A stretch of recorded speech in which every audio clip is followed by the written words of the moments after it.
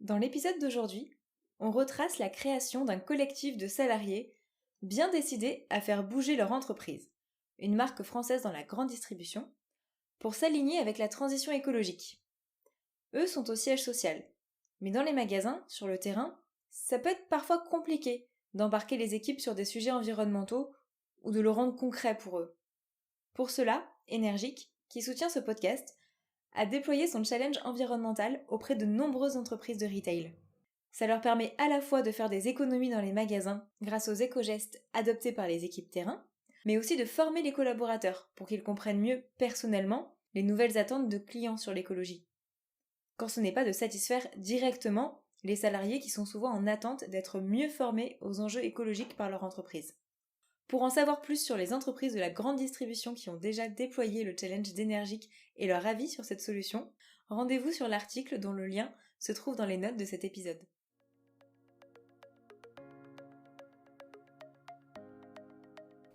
Bonjour et bienvenue dans Écolo au boulot. Je suis Cassandre Joly et mon but est de donner du sens au travail à travers l'écologie. Ensemble, nous trouvons des idées, des astuces, de la motivation et de l'inspiration pour rendre son quotidien au travail plus écologique et se sentir utile.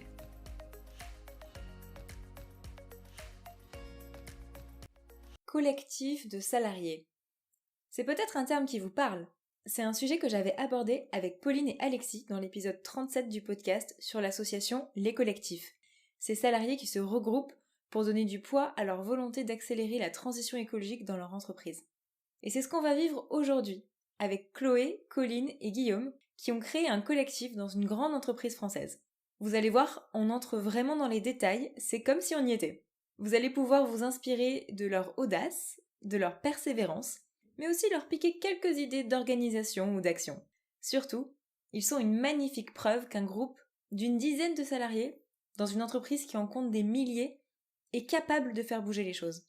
Tout commence avec un manifeste, dans lequel ils expliquent leur souhait que l'entreprise accélère sa transition écologique.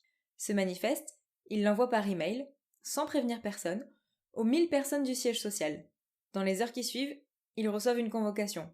Présentez-vous demain matin, à 9h précises, devant le comité de direction. Alors leur audace a-t-elle été une stratégie gagnante ? Je vous laisse le découvrir dans cet échange avec Chloé, Colline et Guillaume. Alors Chloé, Guillaume, Colline, merci beaucoup d'être sur Écolo au boulot aujourd'hui. Merci à toi de nous avoir invités. Alors, est-ce que vous pourriez chacun vous présenter, nous dire voilà, quel est votre métier et depuis quand vous travaillez dans l'entreprise pour qu'on contextualise un petit peu dans quelle situation vous êtes. Du coup, je vais commencer. Je suis responsable de contenu Planète et Sociétal. Donc, je m'occupe de toute la communication de ces sujets-là pour l'entreprise auprès de nos clients de façon 360, donc autant sur le digital qu'en magasin. Je suis dans l'entreprise depuis 2016.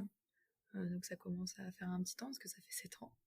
Voilà. Moi, du coup, c'est Colline, j'ai 25 ans. Je travaille au sein du département digital et je m'occupe de toute la partie parcours client, donc autour des sujets du moment, du rachat et des produits reconditionnés. Ça fait 5 ans que je travaille dans l'entreprise et j'ai toujours travaillé sur des sujets attenants à l'économie circulaire. Ok. Et donc Guillaume, ça fait 11 ans que je suis dans le groupe, toujours sur les questions les réglementaires de conformité des produits que l'on met sur le marché. Et aujourd'hui, je peux mesurer tout ce qui arrive sur l'écologie, puisqu'il y a de plus en plus de réglementations qui nous impactent. Et donc, d'où ma présence ici. Ok, donc ça fait voilà, vous n'êtes pas de nouveau non plus dans l'entreprise et vos métiers sont pas directement, on va dire, liés à l'écologie, mais quand même pas mal finalement. Ouais, finalement, oui. Et de ce fait-là, moi, je me demande comment vous est venue cette idée de créer un collectif, puisque finalement, vous aviez déjà un petit peu d'impact dans vos métiers, chacun de votre côté. Voilà, comment c'est arrivé cette histoire ? Moi, à titre perso, avant qu'on crée le collectif, j'étais pas du tout sur un poste qui était, dans lequel je travaillais en faveur de l'écologie ou de l'économie circulaire. En fait, le début du collectif, c'était pas un collectif. Au début, c'était juste des cafés et on échangeait sur les sujets environnementaux parce que c'est un sujet qui nous intéressait et qui nous préoccupait. plusieurs d'entre nous étaient, on peut dire, en situation de éco-anxiété. Donc c'était aussi un moyen de pouvoir échanger sur ce sujet-là et de pas se sentir seul face à ça. Ok, mais moi, pardon, je te coupe parce que je veux en savoir un petit peu plus là-dessus. C'est que parler d'éco-anxiété au travail, c'est quand même pas un sujet aussi courant que la pluie et le beau temps et la météo et est-ce que le café est bon ou pas. Comment vous en venez, surtout que vous n'êtes pas dans les mêmes services, à vous parler de votre éco-anxiété? Bah, ça s'est fait aussi un peu au bouche à oreille des gens. On était plusieurs à travailler ensemble de par nos métiers ou parce que on se connaissait via d'autres collègues. Donc on s'est réunis comme ça et puis après, chacun de notre côté, on ramenait aussi d'autres personnes de l'entreprise qui pouvaient être intéressées par les sujets. Et il y a aussi un groupe au sein de l'entreprise qu'on appelle les fresqueurs. Tout à fait, les fresqueurs, notamment autour du climat dans un premier temps, puis aujourd'hui la fresque de l'économie circulaire. Et c'est par ce biais que certains d'entre nous se sont connus. Et donc de ces fresques, on a commencé à discuter de, c'est très bien de sensibiliser, mais comment avancer encore plus dans l'entreprise sur ces sujets-là. Parce qu'on était bien conscients aussi, chacun dans notre métier, qu'on est dans une entreprise qui a un impact pas très favorable pour l'environnement. Et justement, on s'est dit qu'il y avait plein de choses à mettre en place et que nous, on pouvait venir se positionner en accompagnement de l'entreprise pour accélérer la transition et faire bouger un petit peu les choses. Et surtout éveiller les consciences aussi chez les autres collaborateurs. Et puis on a eu des exemples aussi dans la sphère dans laquelle on est, d'autres entreprises du retail. On a vu des collectifs émerger et on voyait que ça prenait plutôt bien et que leur voix était écoutée. Donc on s'est dit que c'était une solution pour pouvoir évoquer ça avec les dirigeants de l'entreprise. Ouais, voir que ça existe dans d'autres entreprises, ça donne un peu confiance. Donc après, on s'est dit, bon, c'est une bonne idée, partons là-dessus. Et on a décidé de rédiger un manifeste pour pouvoir expliquer notre existence, pourquoi on était là et ce qu'on voulait faire. Et surtout aussi voir si on n'était pas les seuls dans l'entreprise, en tout cas, qui avaient des convictions écologiques et qui vivaient peut-être aussi une éco-anxiété. Et c'est comme ça que vous l'avez présenté dans le manifeste? Vous avez écrit quoi dans les grandes lignes? Le manifeste n'était pas à destination spécifiquement des dirigeants.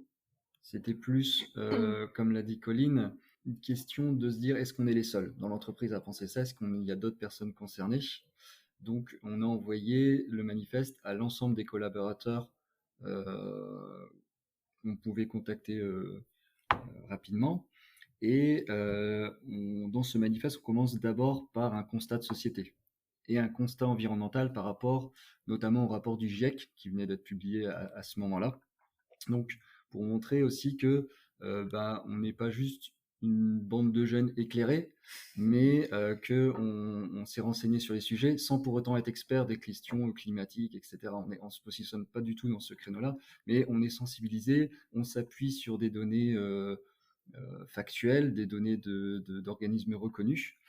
Et donc, ça arrivait aussi un moment où on a passé le premier été, un été particulier, l'année dernière, donc 2022. On a pu déjà constater chacun, nous, dans nos vies personnelles, que le réchauffement climatique nous impactait tous, et pas uniquement les ours sur leur banquise ou les petites îles perdues au milieu du Pacifique. Ouais, c'est l'été où il y a eu des grosses canicules, des feux de forêt importants. Et au final, cette année, c'est peut-être même pire que l'année dernière.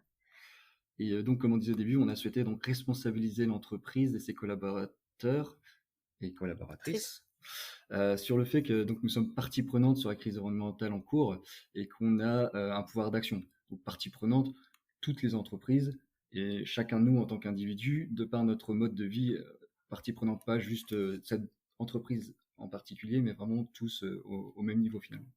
Et du coup, dans le manifeste, on a, pour rebondir sur ce que vient de dire Guillaume, on a aussi mis des parties. En gros, on a structuré avec aussi les ambitions qu'on avait pour l'entreprise. Et dans ces ambitions, c'était comment on pouvait accompagner, aider, challenger l'entreprise sur ses décisions, sur les projets qu'elle peut mener, et aussi sur nos volontés d'action avec des propositions. On n'est pas juste venu avec un manifeste en disant bon. là ça va pas, vous n'êtes pas cohérent et c'est tout. On a aussi voulu mettre dans ce manifeste des idées qu'on avait, des premières ébauches, sans entrer dans le détail hein, du coup, mais pour voilà, montrer que on voulait faire ça pour et avec l'entreprise et non pas contre, et qu'on était motivés pour voilà, tous se mobiliser autour de ça. On a mis énormément de temps à écrire le manifeste. C'est ce que j'allais vous demander. Il nous a fallu plusieurs mois, honnêtement. Je pense qu'on a mis un bon 3 mois à l'écrire. Parce que déjà, on était plusieurs et que on en reparlera peut-être après, mais on a une gestion particulière du collectif qui est une gestion par le consentement. Donc, on part du principe que si tout le monde n'est pas 100% d'accord, ça sort pas. Donc, forcément, ça fait que ça prend plus de temps, mais ça fait aussi que tous les signataires de ce manifeste étaient en complet accord avec ce qui était écrit et n'étaient pas mal à l'aise et pouvaient défendre tout ce qui était écrit. On a fait attention au poids de chaque mot parce qu'on voulait pas être accusateur, moralisateur ou passer pour des experts du climat. C'était pas du tout le but, comme le disait Guillaume tout à l'heure. Donc voilà, on a vraiment bien insisté sur le fait que y a un constat écologique qui est tel quel et qu'on ne peut pas dire que ça n'existe pas parce qu'il y a le rapport du GIEC. Quelles sont les ambitions qu'on a pour l'entreprise et où est-ce qu'on pourrait aller, quelles solutions on pourrait apporter et comment on pourrait travailler ensemble, et du coup de faire pour et avec l'entreprise. Et vous étiez combien justement pour écrire ce manifeste à ce moment-là? On était 11. Une petite douzaine à ce moment-là, au moment de la création du collectif. Ok, ouais, c'est déjà pas mal pour se mettre d'accord sur un texte en analysant chaque mot. En effet, il faut un peu de temps. Et sur notre temps personnel. Ouais. Vous faisiez ça comment, sur les pauses café, les midis? Ouais, le temps du midi ou le soir. Bon, après, c'est aussi au-delà du collectif et de la raison pour laquelle on l'a créé, on s'entendait tous très bien. Donc, il y avait un peu aussi cet esprit collégial. Enfin, voilà, c'était des bons moments aussi autour de cette rédaction de manifeste. Ok. Donc, vous vous mettez d'accord sur un manifeste et là, vous décidez de l'envoyer du coup à tous les salariés, mais y compris la direction? C'est ça. On va pas se le cacher, c'était un moment stressant pour tous ce jour-là. Je pense qu'on se rappelle tous dans quelle salle on était. Parce qu'on a prévenu personne. C'est limite si on n'a pas tous appuyé sur le bouton en même temps. C'est vrai qu'on n'avait prévenu personne. Et du coup, on s'adressait avant tout aux collaborateurs qu'à la direction, comme l'a pu le dire Chloé et Guillaume. On a pris la liste de diffusion en fait, qui permet d'envoyer un message à tous les collaborateurs du siège social, tous les collaborateurs en interne. Donc on a vraiment atterri dans la boîte mail de tous nos collègues. Ah oui, et du coup, vous êtes combien au total? Alors c'est de l'ordre de 1000 personnes. Ok, ouais, c'est comme si tu te disais, bon, je vais lire un texte devant 1000 personnes, ça va bien se passer. Exactement. Ouais, c'était trop drôle parce qu'on s'accompagnait dans les couloirs et tout pour pas rester tout seul. C'est pas qu'on avait peur de se faire taper sur les doigts sur la route, mais on a prévenu personne, on a mis nos noms. C'était envoyé au nom du collectif Ça Passe, mais personne ne le connaissait. Donc, puis on était signataires, on a mis notre prénom, notre nom. Donc voilà, on regardait quand on avait des regards sur nous, c'était ils nous regardent pour le manifeste ou ils nous regardent juste parce qu'on passe. C'était assez drôle quand même maintenant quand on y repense. Parce que c'était nos dirigeants, nos collègues, nos chefs. Donc c'était. Après, certains, on avait parlé avec. Enfin, moi, je me souviens que j'en avais parlé avec ma manager. Je lui avais dit que ça allait sortir. Nos managers ont. Enfin, en tout cas, moi, ils étaient très bien au courant. On avait aussi remonté. Enfin, le manifeste, il n'est pas sorti comme ça du chapeau de magicien. On a essayé aussi d'en parler dans des NPS auprès de nos managers. Et en fait, on s'est rendu compte que c'était pas suffisant et que c'était peut-être pas assez fort et assez entendu sur, entre guillemets, par rapport aux défis qu'on a en fait. Et donc on n'est pas arrivé, voilà, c'est pas on s'est dit voilà, on va protester et faire un manifeste sans avoir essayé avant autre chose, quoi. Vous aviez essayé d'autres choses. Donc les NPS, c'est est-ce que tu peux nous expliquer ce que c'est? Le NPS, en fait, c'est quelque chose qui nous est envoyé tous les mois. C'est une enquête de satisfaction, des collaborateurs et des collaboratrices. D'accord, oui, donc vous aviez déjà essayé de faire remonter ce sujet et il n'y avait rien de spécial qui avait changé de... En tout cas, alors j'anticipe peut-être sur les autres, sur la suite, mais c'est vrai que on a découvert, grâce à notre action, certaines choses qui étaient déjà lancées dans l'entreprise, dont on n'avait pas encore connaissance. Donc on a utilisé ce premier moyen pour communiquer et on n'a pas eu forcément de retour concret sur ce sujet-là, parce que la satisfaction collaborateur, c'est sur tous les sujets, c'est pas uniquement sur l'environnement. Pour autant, on ne sait pas si finalement ça a eu aucun impact ou si ça a eu un impact, mais dont on n'était pas au courant. Oui, des fois c'est un petit peu long. Et c'est une question que je voulais vous poser aussi. Est-ce qu'il y avait des choses particulières qui vous inquiétaient dans l'entreprise ou des choses où vous disiez non mais ça vraiment c'est pas possible? Ou c'était de manière générale, vous saviez que votre entreprise, il fallait de toute façon qu'elle fasse beaucoup mieux qu'aujourd'hui? On subissait tous une sorte de dissonance, on va dire, à plusieurs niveaux. Déjà parce qu'il y avait des stratégies qui étaient posées et qu'on voyait pas forcément des prises de décision qui allaient dans le sens des stratégies. Donc c'est vrai que c'était un petit peu compliqué à comprendre. Et il y a des sujets qui existent, hein. Il y avait quand même il y a des belles choses de faites sur les modèles autour de l'économie circulaire. Et il y avait une frustration aussi de se dire que c'était pas assez visibilisé, que ce soit en externe ou en interne. Et qu'ils n'avaient pas forcément non plus assez les moyens aussi, autant en termes de financiers qu'en termes de personnes sur les sujets. Donc, en fait, c'était un global de plusieurs choses. On s'est dit, il faut qu'on réagisse, d'autant plus que, comme on le disait tout à l'heure, il y avait une grande partie qui était fresqueur, et donc du coup, quand on est fresqueur, on a pas mal de données en tête. Quand on a ça en tête et qu'on voit ce qu'on est, et qu'on a la conscience de l'empreinte carbone de l'entreprise, et que on vend du produit qui est neuf, forcément on participe à la raréfaction des ressources. Enfin, il y a pas mal de questions, enfin de problématiques en fait en dessous de ça, et on s'est dit faut que ça soit quelque chose qui ait vraiment de l'impact, qui soit vraiment entendu, et que ça puisse faire vraiment pas un effet bombe, mais vraiment quelque chose qui impacte, qui fait du bruit. Et pour nous, c'était la meilleure solution. Peut-être pas la meilleure, mais en tout cas, à nos yeux, c'était une évidence à ce moment-là. C'est peut-être la forme qui était à revoir, mais au moins le fond était là. Et donc alors vous lâchez votre bombe, vous envoyez ce mail et vous restez combien de temps à vous demander est-ce que les gens l'ont lu ou pas encore, à partir de quand est-ce qu'il y a eu des réactions? Ça a été très rapide. Ouais. En moins de 24 heures, on a eu 150 signatures.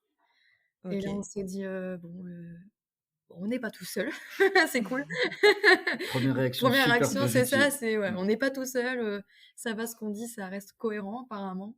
Alors, comme c'était un formulaire envoyé, alors le manifeste a été envoyé sous forme de formulaire informatique, donc numériquement on a pu suivre l'évolution des signatures. Donc dès la première heure, on a vu qu'il y avait déjà un certain nombre de signatures et que ça n'a pas cessé d'augmenter. Et donc, on avait aussi, c'est important de le signaler, on avait mis une petite case commentaire. Donc on avait aussi des messages encourageants en parallèle. Pour donner de la force. Donc ça nous a quand même pas mal rassurés. Et quelque chose que je voudrais préciser aussi, c'est qu'on avait laissé l'opportunité aux personnes qui voulaient signer de signer en leur nom ou de manière anonyme. Parce que on savait ce qu'on faisait, donc on voulait aussi laisser l'opportunité à des personnes de pouvoir s'exprimer sans donner leur nom. Et étonnamment, je pense qu'un bon 3/4, si c'est même pas plus, des signataires ont décidé de signer avec leur nom.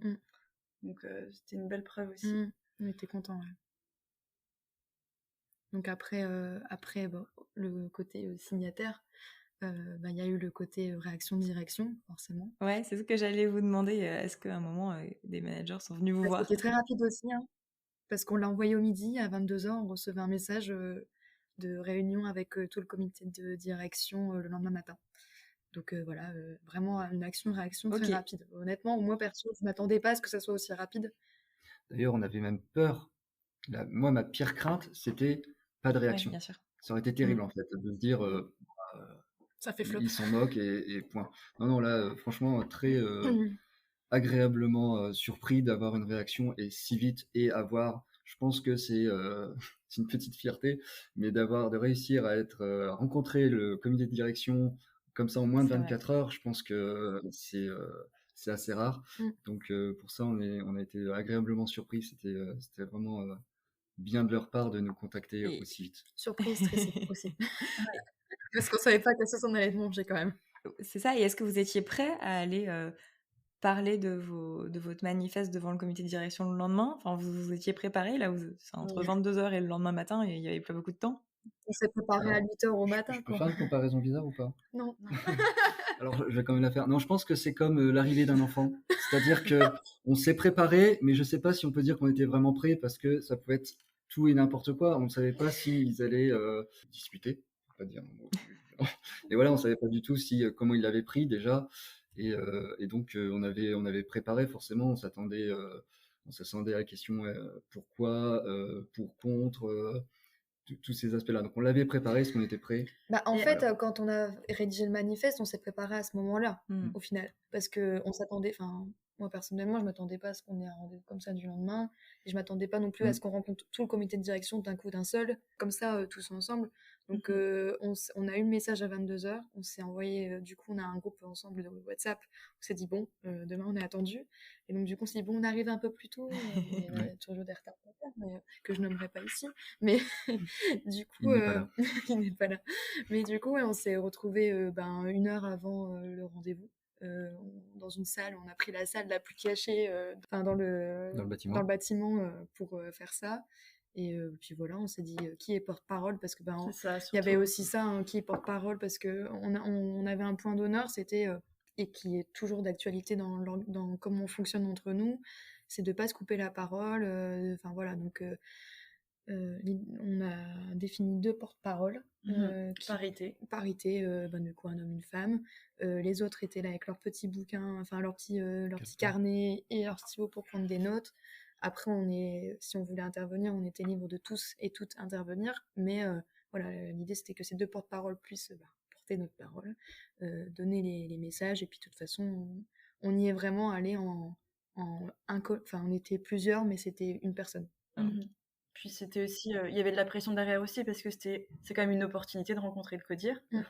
Tout le monde ne rencontre pas le comité de direction. Et donc on voulait aussi porter un message clair, construit, pas trop se disperser pour être impactant au maximum. Et surtout, le point d'honneur, c'était de les rassurer et de bien leur montrer qu'on était avec eux et pas en confrontation avec l'entreprise. Et puis c'était pour nous et aussi pour au final les 150 personnes qui ont signé, parce que derrière, quand on a autant de personnes qui signent ce qu'on écrit, on a un devoir derrière de défendre jusqu'au bout ce qui a été écrit. Ouais, c'est ça, avoir des signatures déjà au moment d'aller les voir le lendemain, c'est un super point positif. Et de démontrer aussi le sérieux de notre démarche finalement. C'est pas juste on a écrit sur un bout de papier la veille, on l'a envoyé, et voilà. Non, il y a toute une démarche qu'on a pu leur expliquer justement. Ils nous ont laissé le temps de l'exprimer, et ça c'était bien aussi. Ok. Et donc, combien de temps ça a duré? Comment ça s'est passé? Bon, je dirais 1 heure. La première question, c'est est-ce que vous êtes pour ou contre l'entreprise, en fait, savoir quelle était notre démarche. Ouais. Il y avait vraiment, le comité de direction était vraiment partagé. Il y avait eu 2 clés de lecture par rapport à notre manifeste. Et du coup, ouais, c'était, comme disait Chloé, c'était ce point-là qui était à éclairer au tout départ. Et après, à partir du moment où on a éclairé le sujet, on a pu commencer à parler sur pourquoi déjà on en est arrivé là, comment ça s'est passé, est-ce qu'on avait essayé de les contacter ou pas. Et ça vous a pas été reproché justement de pas essayer d'en parler avant d'envoyer un manifeste? Si, un peu. Après, le truc, c'est que on en a parlé, mais c'est juste qu'on n'en a pas parlé au comité de direction, tout simplement parce qu'on avait peur de... je pense qu'on n'aurait pas eu le même impact si on était passé par eux sans lancer ce manifeste. Et c'est pour ça peut-être que sur la forme, c'était pas la meilleure manière à leurs yeux, mais dans le fond, on s'est rejoints au final. Donc c'était le plus important, je pense. Et donc voilà, après, à partir du moment où tout était éclairé et qu'on s'est dit, bon, on veut la même chose, c'est faire avancer l'entreprise, mettre en place la transformation, enfin mettre en place, c'est un peu pédant là de dire ça, mais elle était déjà un peu avancée, mais voilà, donner le poids du corps là-dessus, c'était comment on s'organise, qu'est-ce que vous voulez faire, comment vous voyez la suite. On n'avait pas encore toutes les réponses, parce que on a lancé le manifeste, le collectif n'était pas hyper structuré non plus, quoi. On y allait avec notre bâton de pèlerin, et c'était de porter une voix, et puis au final ça s'est transformé en un vrai collectif qui a une organisation, des rites et rythmes, et ça s'est construit par la suite. Donc on n'a pas eu tout de suite des actions. On a eu le manifeste qui a été notre grosse première action, Et puis après, il y a eu quelques mois de structuration. Puis, sincèrement, on a eu besoin de respirer aussi un petit peu après le lancement du manifeste. Ouais, C'était aussi. beaucoup d'émotions engagées, beaucoup d'énergie pour l'écriture. Donc, on s'est accordé, c'était la période de Noël et de Nouvel An, on s'est accordé un peu de Un temps petit de break. repos avant de s'y remettre. Oui. Parce que vous avez peut-être des collègues qui sont venus nous voir pour vous en parler aussi directement. Il n'y a pas eu que des réactions en ligne, je suppose. Mhm. Tout à fait. Il faut se dire aussi que quand on lance le manifeste, on ne sait pas ce qui va se passer derrière. On va voir le codir, on ne sait pas ce qu'il va nous dire. Donc, on avait imaginé des choses, mais on n'avait rien pu préparer de concret. D'où ce temps ensuite où il a fallu se poser. Mais je pense qu'on est dans le scénario rêvé où on lance quelque chose.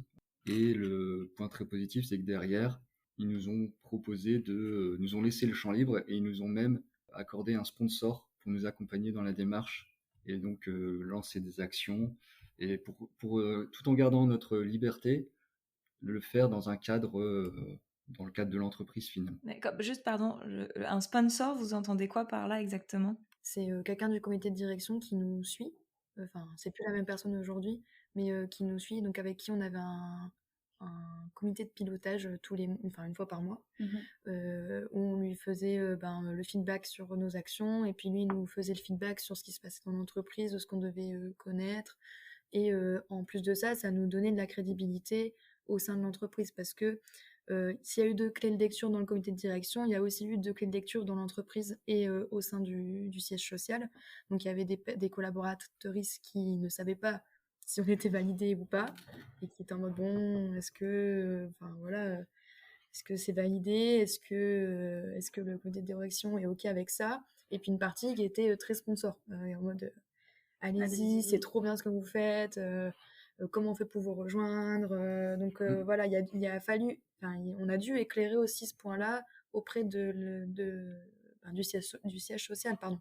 Et donc le fait d'avoir un sponsor qui vient du comité de direction, ça a asseyé, ça nous légitimait en fait, simplement. Totalement. Et du coup, moi je trouve que c'est une belle preuve de reconnaissance et d'écoute de ces salariés, de se dire ok, on va se prendre un temps comme pilotage tous les mois, c'est quand même pas rien. Est-ce que vous savez ce qui a pu convaincre le comité de direction de vous écouter? Est-ce que c'est le fait que vous soyez potentiellement nombreux, que ce soit la parole des jeunes, que ce soit l'éco-anxiété, que ça vienne parler aussi de peut-être ce qu'attendent les clients, de l'évolution de la société, voilà. Est-ce qu'il y a un point où ils se sont dit ok, c'est important, on va dédier une personne du comité de direction et du temps pour suivre ce que ces salariés veulent faire? Je pense, à titre personnel, je ne vais pas parler à leur place, qui se sont dit que ça peut être aussi une opportunité. On aurait pu faire le choix de démissionner, de sortir de l'entreprise. Et au final, c'est une force vive, des personnes engagées qui veulent faire évoluer les choses. Je pense qu'ils l'ont aussi pris comme une opportunité pour travailler avec nous. Et il y a tellement de choses à faire qu'ils se sont dit que si on pouvait, à notre niveau, intervenir, même si c'est pour de la sensibilisation auprès des collaborateurs, c'était bon à prendre, quoi.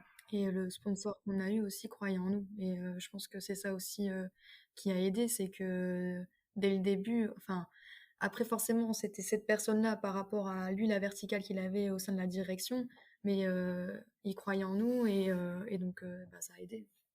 Puis je pense que la réunion qu'on a eue avec eux, ça a pu permettre de les rassurer, oui, sur nos convictions et nos intentions pour l'entreprise. Ok, et trop bien. En tout cas, félicitations pour cette première étape. Et du coup, ensuite, vous avez commencé à dire que vous avez passé du temps à vous organiser, à vous structurer, et que d'ailleurs, vous avez une organisation, en tout cas une prise de décision collaborative. Est-ce que vous pouvez détailler un petit peu ça? Parce que je trouve que c'est intéressant aussi. Ouais, en fait, on a décidé de sortir des codes des réunions classiques qu'on pouvait avoir de comité de pilotage en entreprise. Et c'est aussi parce qu'on a une membre du collectif qui est très investie dans le milieu associatif. Donc, elle nous a fait découvrir pas mal de moyens de communication, de modes de communication. Et on a décidé de les adopter. Donc, vas-y. Ah, j'y vais. Ok, je continue. Du détail. Du coup, on a écrit ce qu'on appelle une charte relationnelle, donc qui est propre vraiment à notre collectif et qui doit être validée par chaque nouveau membre qui veut nous rejoindre. Donc, cette charte, c'est une sorte d'outil de cohésion qui vient s'accorder sur les devoirs et les droits de chacun, par exemple. et aussi nos principes de fonctionnement. Donc, ce que pouvait dire Chloé tout à l'heure, on fait une validation par consentement, c'est soit 100%, soit 0. Ou sinon, on vient se retrouver au milieu et on vient réécrire la proposition initiale, en fait, jusqu'à temps qu'elle soit acceptée par tout le monde. Et après, on utilise aussi l'élection sans candidat. Donc, il n'y a pas de président du collectif, en fait. On a tous des responsabilités aussi au sein du collectif. Donc, voilà, on a tous quelque chose à apporter. La seule chose qu'on va faire, c'est si on rencontre évidemment quelqu'un, vu qu'on est plusieurs, on va élire des porte-paroles. Mais sinon, on a tous une responsabilité. Il n'y a pas un représentant ou un président ou une présidente. On a on a tout un système de rôles pérennes et des rôles volants. Ouais. En gros, les rôles et ces rôles pérennes, ils peuvent tout le temps changer. Hein. Imaginons, moi aujourd'hui, je suis sur le rôle de la communication du collectif, ce qui est le cas actuellement. Si demain je veux être sur le rôle d'organisation des apéros, je serai sur l'organisation des apéros. Ce qui est le rôle le plus important dans le collectif. Exactement. Mais oui, on a un rôle apéro. C'est ce qui nous a soudés au départ. Mais c'est ce qui fait que ça soude aussi le collectif, donc c'est quand même important, même si là comme ça c'est marrant. Et après les rôles volants, c'est plus pour nos hebdos, donc une fois par semaine on se réunit et en fait on travaille avec Trello. Je sais pas si tu connais. Moi je connais, mais on peut peut-être décrire un petit peu s'il y a des personnes qui connaissent pas. Alors le Trello, comment expliquer? En gros, c'est un outil dans lequel on peut ranger toute la to-do du collectif qui est accessible à tous et où on peut tous dans la to-do mettre nos commentaires, les fichiers associés. Donc du coup, on a rangé avec donc on a une colonne avec c'est une colonne qui est réservée à l'hebdo où dedans on va mettre des cartes, donc on appelle ça des cartes. Donc c'est les sujets qu'on va évoquer pendant l'hebdo. Et après on a une colonne avec tout ce qu'on veut faire, tous les projets à court terme, tous les projets à long terme, voilà. Ouais, c'est entre la to-do list et la gestion de projet un petit peu, comme outil informatique. Ouais, voilà, c'est ça. Et donc c'est hyper utile et c'est hyper pratique. Et donc en fait, cette colonne qui est dédiée aux hebdos, dans laquelle chacun vient insérer des cartes pour les sujets qu'il veut traiter, il y a un animateur qui est élu, qui se désigne plutôt. Donc ça change à chaque hebdo. Du coup, donc il y a un animateur et un ou une animatrice et un ou une secrétaire qui va prendre les notes pour pouvoir faire un CR pour les personnes qui des fois peuvent être absentes ou puis même avoir une trace de ce qu'on se dit. Et donc ça, on le détermine à chaque fin d'hebdo. Donc du coup, voilà, tout le monde est partie prenante dans le collectif, tout le monde on est tous autant engagés en fait. Voilà. Et pour arriver en tout cas dans ces réunions-là et avoir un échange structurant, chaque personne qui veut porter un sujet porte une proposition. Ok. C'est structuré pour éviter que ça parte dans tous les sens. Exactement, c'est ça. Et donc ça rend les échanges beaucoup plus directs. En tout cas, on finit nos réunions souvent en étant content de ce qu'on a fait et on se dit pas on va devoir encore parler 2-3 fois. C'est plus efficace qu'une réunion. Enfin, le fait de mettre un cadre à la réunion, ça permet d'être plus efficace. On se voit qu'une fois par semaine, on n'a qu'1 heure par semaine pour avoir ce temps d'échange entre nous qui est du coup en plus de nos périmètres métiers à chacune. Donc c'est hyper important qu'on soit efficace, sinon on avancera pas. C'est une question que je voulais vous poser aussi. Est-ce que on vous a donné du temps pour faire ça ou pour faire vos réunions, ou ça reste sur du temps personnel? Alors c'est intégré dans les hebdos et les copiles, les comités de pilotage, c'est dans nos agendas, dans nos horaires de travail. Par contre, tout le travail qu'on fait en dehors, c'est très compliqué de le mettre dans... ça n'a pas été acté. On nous a pas dit, vous avez le droit à autant d'heures dédiées pour le collectif. C'est encore quelque chose qu'on doit travailler et établir avec la direction, la nouvelle direction, parce que là, il y a pas mal de changements chez nous en ce moment. Donc, je sais pas si tu voulais... Oui, c'est la suite de la structuration. Finalement, on a 1 an d'existence maintenant. C'est à la fois beaucoup et pas tant que ça. Donc, il y a encore des points à travailler, à affiner. Et effectivement, le temps que l'on passe pour le collectif, aujourd'hui, c'est un mix perso-pro, mais c'est pas encore bien défini. Qu'est-ce qui rentre dans le pro, qu'est-ce qui rentre dans le perso. Et c'est l'un des points, effectivement, sur lesquels on travaille avec la direction pour avancer. Moi, je voulais rajouter un point sur l'organisation. À titre personnel, j'ai découvert plein de choses sur l'environnement, mais aussi des outils pour travailler que je l'utilise maintenant dans mon métier, indépendamment du collectif. Donc c'est aussi quelque chose qui nous apporte professionnellement des choses qu'on va réutiliser, qui servent l'entreprise pour d'autres sujets finalement. Ouais, il y a des passerelles.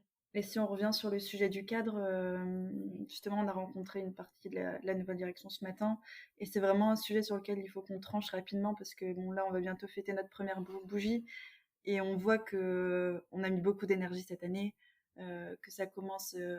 Nos convictions ne s'essoufflent pas, mais nous, en tout cas, en termes de rythme de travail, on peut pas repasser une année comme ça, donc on a vraiment besoin d'avoir un cadre défini et validé par la direction aussi.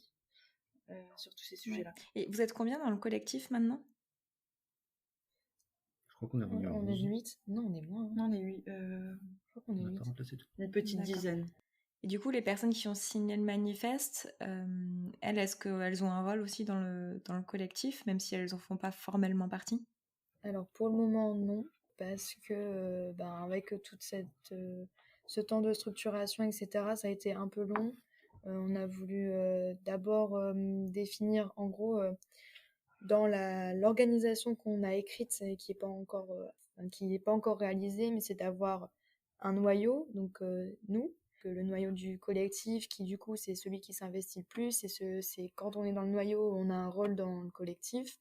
Ensuite, on a un deuxième niveau, c'est des personnes qui vont nous aider au sein du collectif, mais qui n'ont pas de rôle à proprement parler. Leur rôle, c'est d'être contributeurs à nos projets.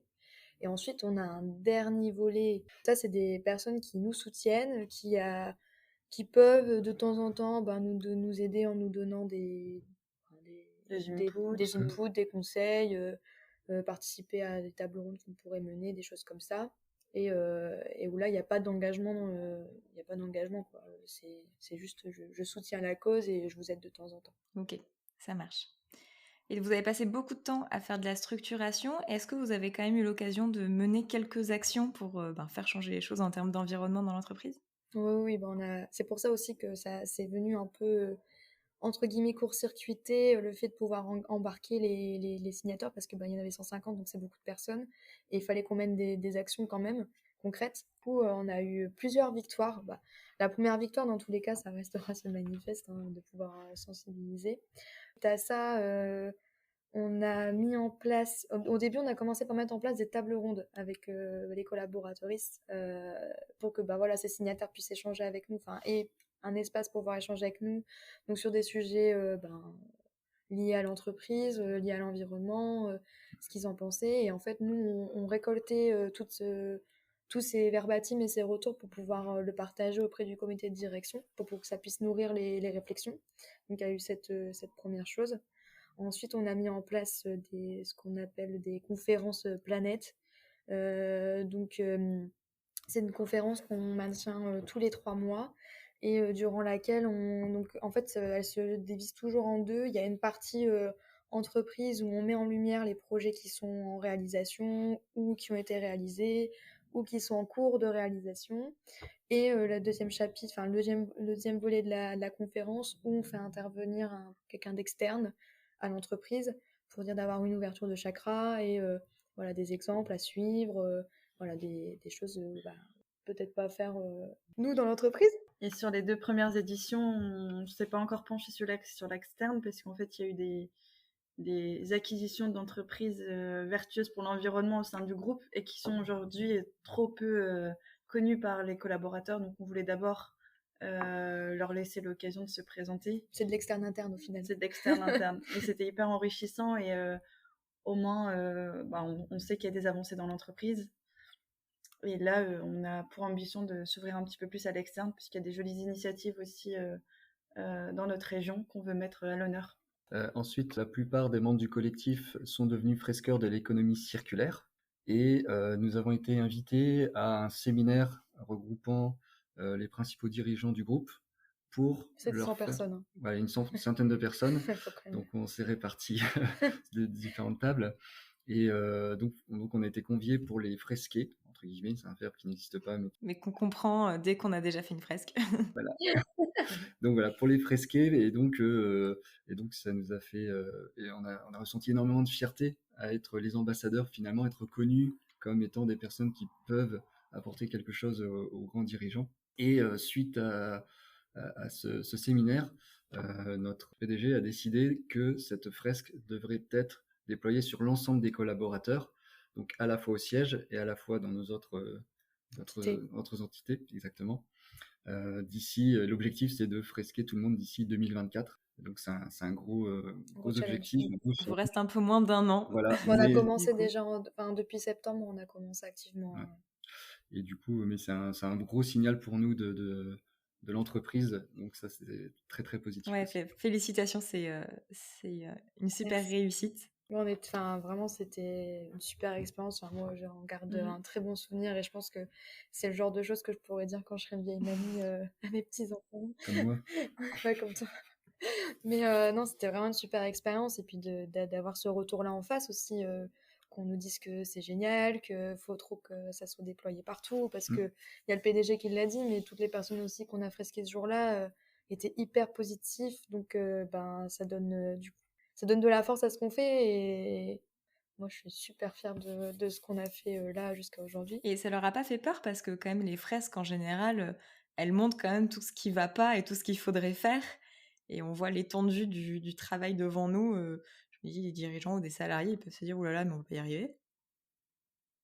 En fait, celle-là, elle est beaucoup moins anxiogène que celle du climat. Parce que il y a une partie factuelle et état des lieux, un peu comme la fresque du climat. Et après, il y a une deuxième partie sur les solutions qui existent et qu'est-ce que c'est la circularité et qu'est-ce qui existe aujourd'hui. Et en plus de ça, nous, on l'a spécialement personnalisé pour cet événement, donc avec des exemples de l'entreprise, des exemples dans l'écosystème de l'entreprise, pour vraiment impacter et responsabiliser et que ça puisse plus leur parler aussi.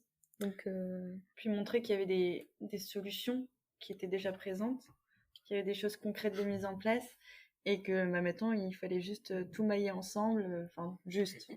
Voilà. Ouais, là où la fresque du climat on ressort avec un grand stress, finalement. Et puis pas de solution aussi. Voilà, on sort, on se dit ok, bon, on est dans le la fresque de l'économie circulaire, on ressort plus avec des solutions, des idées de ce qu'on peut mettre en place. Et donc c'est plus motivant. Plus motivant et c'est quelque chose qui est plus applicable dans le cadre d'une entreprise où la fresque du climat, c'est surtout une prise de conscience individuelle qu'après il faut savoir retranscrire dans sa vie pro et sa vie perso. Mais voilà, donc l'économie circulaire semble plus adaptée à un milieu pro. Ouais, ce que j'allais dire, elle est bien adaptée pour l'entreprise. C'est aussi engageant, ça permet de voir pour chaque collaborateur comment il peut intervenir dans son métier, qu'est-ce qui peut changer. Donc, c'est pour ça qu'on l'a personnalisé, hein. Ça sert aussi à ça, pour que chacun et chacune puisse se projeter à titre perso. Et c'est déjà de belles actions. Et je me demandais, voilà, est-ce que d'avoir créé le collectif, avoir un sponsor, des réunions, être structuré, faire toutes ces fresques, sensibiliser toutes les personnes de l'entreprise sur un sujet qui est vraiment en lien avec l'entreprise, où vous savez que ça va pouvoir faire potentiellement changer les choses et faire travailler les personnes différemment peut-être. Est-ce que ça a contribué à réduire votre éco-anxiété, donc vous parliez au début? Moi, à titre perso, ça a eu un impact positif sur ma carrière professionnelle parce que ça m'a permis de pouvoir changer de périmètre et changer de métier. Parce que, comme je disais au tout début du podcast, j'étais pas du tout sur un poste qui était lié à ces sujets-là.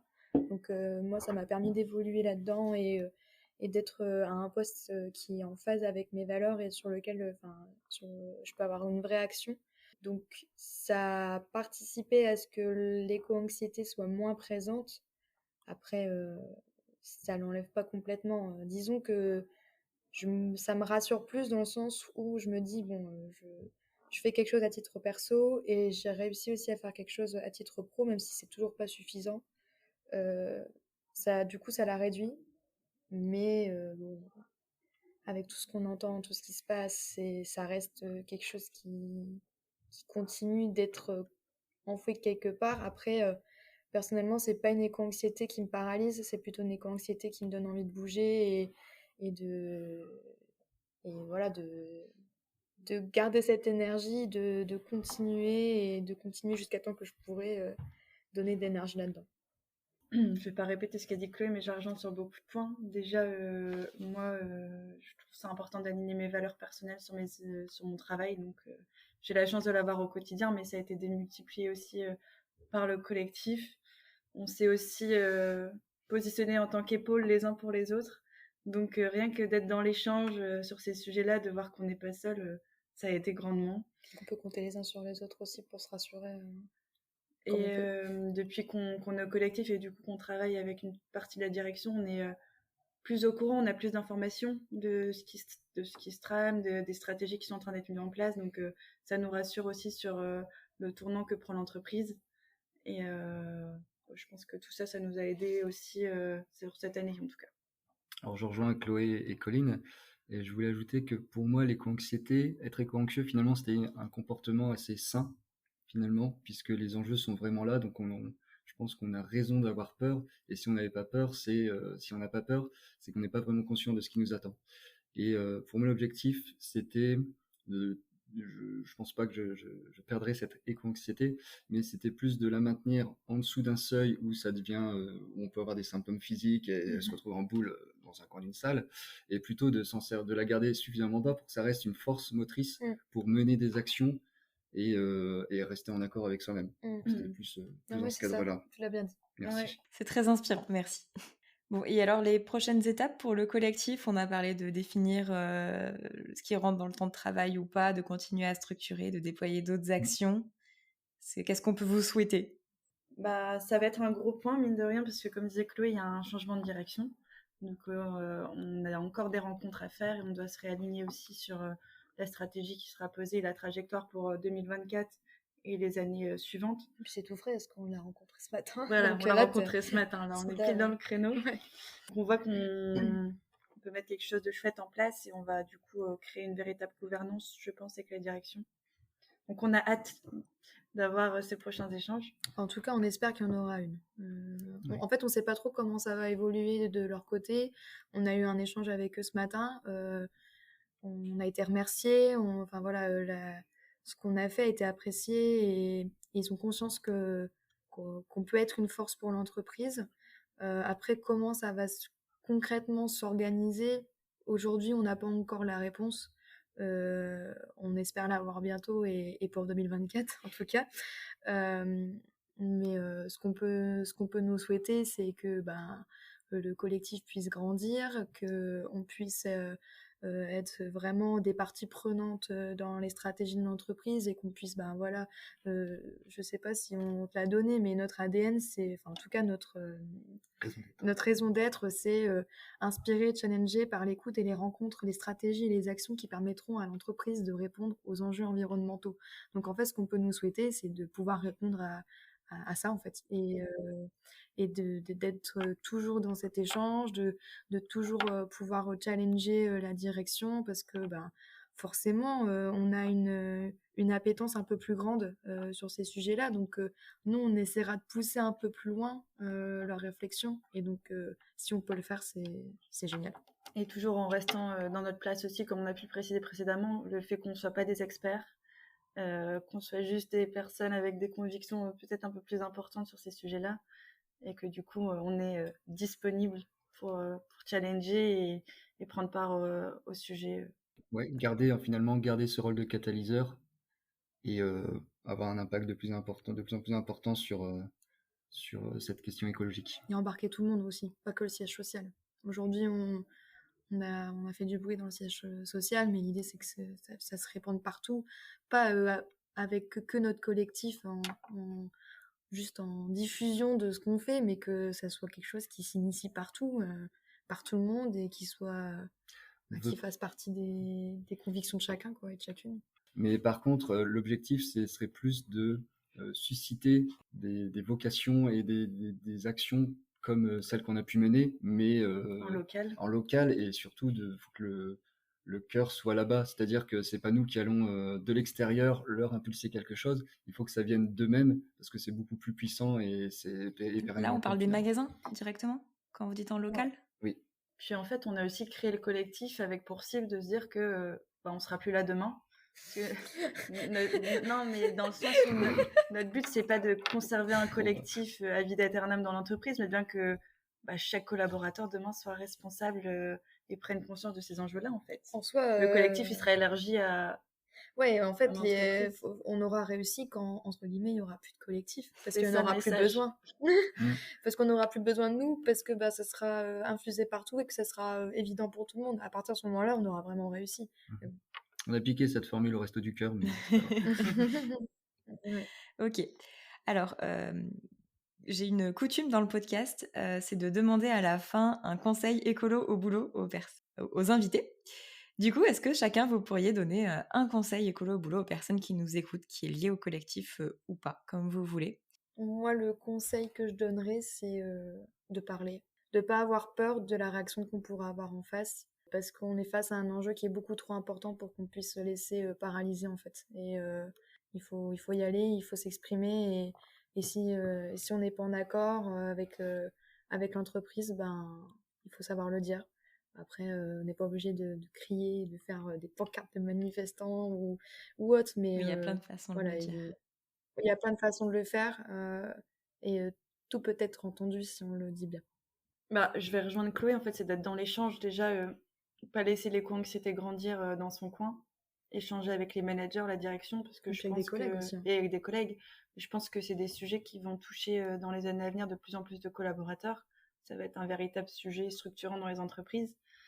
Et peut-être aussi travailler avec le manager pour avoir un cadre de mission qui permet des initiatives en faveur de l'environnement. En tout cas, essayer de repenser les métiers avec son chef pour que ça soit plus en accord avec ses propres convictions. Grand sage, donne-nous ton conseil. Ah oui, bien sûr. On le charrie un peu parce que c'est le plus vieux du collectif. La moyenne d'âge, elle est 30 ans. Pour compléter ce que mes éminentes collègues ont pu dire juste avant, c'est aussi s'aérer et s'inspirer de ce qui se fait dans d'autres entreprises et d'essayer de l'apporter et de s'acculturer finalement parce qu'il y a plein de choses qui existent dont on n'a pas connaissance et en plus d'essayer de sensibiliser en interne, c'est être aussi force de proposition parce qu'en venant juste en protestant, comme l'a dit Chloé, ça va pas marcher. Il faut vraiment arriver avec des propositions de solutions. Et ça, c'est essayer de voir d'autres boîtes, d'autres collectifs qui existent en dehors des entreprises, parce qu'il y a plein de belles choses qui sont de jolies choses, je reprends ton adjectif, qui existent déjà et qui ne demandent pas beaucoup finalement d'investissement à l'entreprise pour être mise en place. Et quand vous arrivez face à un dirigeant et vous lui dites, regarde, on va faire ça, tu vas avoir ça et ça coûtera que ça, tout de suite ça enclenche une dynamique. Ouais, vous-même, ça vous a servi, les exemples d'autres collectifs, pour vous donner confiance, des manifestes qui existaient, peut-être pour vous inspirer, des organisations qu'on voit dans des associations pour vous organiser vous-même. Et j'espère que grâce à ce podcast, vous deviendrez maintenant vous-même des exemples et une source d'inspiration pour d'autres collectifs de salariés dans nos entreprises. On espère en tout cas. Ah ouais, moi je veux ma statue. On a porté notre voix et on a bien fait parce que si on était resté dans notre coin, je sais pas si déjà on serait encore tous dans l'entreprise. Et puis ça a été une force aussi de se retrouver tous ensemble en collectif. Et ça a été une force qu'on a pu amener dans l'entreprise au sein jusqu'aux dirigeants. C'est un message super positif. Et ça doit nous encourager et encourager, j'espère, les personnes qui vont nous écouter. Exactement, parce que quand on fait la fresque du climat, on nous parle beaucoup du triangle de l'inaction. Et en fait, en faisant ce podcast, je me suis dit, super, en fait, ce qu'on a fait nous, c'est qu'on est sorti de ce triangle-là, parce qu'on s'est dit, individuellement, on pèse pas beaucoup, et donc on s'est mis en collectif, et là, aujourd'hui, on peut peser, et du coup, on sort de ça, et ça, c'est top. C'est une réponse qu'on peut apporter aux gens qui disent, qu'est-ce que tu veux que je fasse moi, alors que j'ai telle entreprise de pétrochimie qui relargue toutes ces substances, tout ce CO2 dans l'atmosphère. Voilà, c'est une réponse finalement, une des réponses en tout cas, à ce triangle d'inaction. Et en parallèle, on a fait des jolies rencontres aussi. Donc, oui, il y a aussi le côté humain Et à titre perso, moi, c'est la première fois que je lis des liens aussi forts avec des collègues. Et du coup, je déteste donner ce terme aux personnes du collectif, parce que pour moi, c'est plus que des collègues maintenant. On a vraiment créé des liens très forts. Et je suis trop contente de les avoir aujourd'hui dans ma vie et de les avoir eus sur mon chemin. Et ça, c'est hyper important aussi pour se sentir bien au travail, c'est clair. Eh bien, merci beaucoup à tous les trois d'être venus nous raconter la création de votre collectif. Et je vous souhaite de réussir votre raison d'être, de plus exister le plus rapidement possible. En tant que collectif. En tant que collectif. Et merci beaucoup d'être venu au micro d'Écolo au boulot. Merci à toi. Merci C'était un à vous plaisir. pour l'invitation.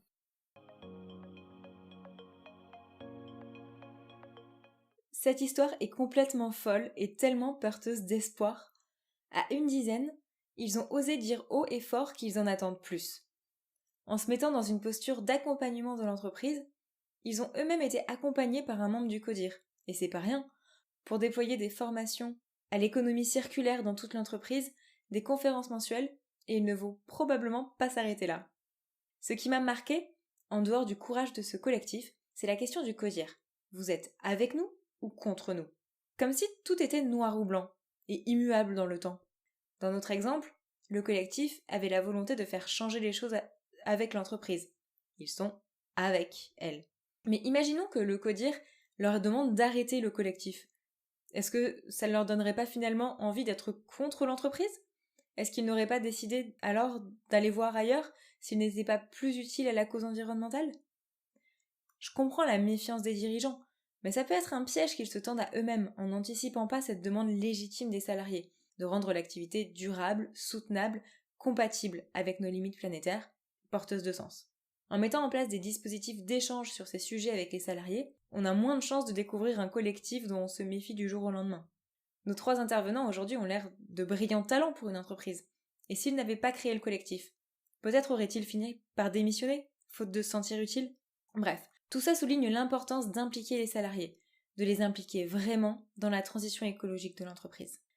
Bon, alors je ne vous quitte pas sans la mise en action, avec des conseils sur 3 niveaux d'engagement. Donc à votre niveau individuel, ce que vous pouvez faire suite à cet épisode, c'est d'aller vous renseigner et de vous former en dehors de l'entreprise. La plupart des membres du collectif étaient fresqueurs, c'est-à-dire animateurs de la fresque du climat ici. Ça leur a donné une base de formation et ça les a rassemblés dans l'entreprise. Un membre du collectif a ramené de ses expériences associatives un mode de fonctionnement avec les décisions par consentement par exemple. Donc allez vous inspirer de ce qui se passe à l'extérieur avant de peut-être le ramener à l'intérieur de l'entreprise. Au niveau 2, niveau collectif, parlez à vos collègues. Lorsqu'il y a une boîte à idées, un sondage interne, concertez-vous pour répondre à peu près la même chose, pour demander des choses qui vont dans le même sens, ce qui donnera du poids à votre demande, parce que vous serez plusieurs à avoir formulé la même demande. Et qui sait, vous créerez peut-être un collectif. Et niveau 3, enfin au niveau global dans toute l'entreprise, on voit que ce qui a été un changement majeur, c'est malgré tout la reconnaissance du collectif par le comité de direction. Ça lui donne une légitimité et des moyens, comme animer la fresque de l'économie circulaire auprès de l'ensemble des salariés et directeurs du site. Ça vous a inspiré? Maintenant c'est à vous de jouer. Merci encore d'avoir écouté cet épisode jusqu'au bout.